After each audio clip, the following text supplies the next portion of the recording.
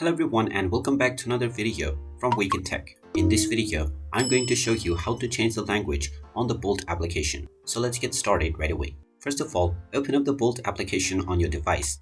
And if you haven't logged into your account already, go ahead and proceed with your phone number or your social accounts.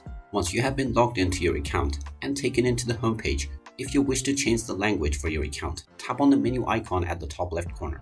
Now, from the menu options, tap on My Account and then tap on Language. From the language options, you will be taken into your phone language menu page, from which you can simply tap on the language option and you will see the list of available languages. Just tap on whichever language you prefer to use for the Bolt app, and once you choose this language, the application will restart and the language will be changed right away. And there you have it. That is how easy it is to change the language within the Bolt app. If you find this video helpful, make sure you hit that like button and subscribe to our channel if you haven't done so already.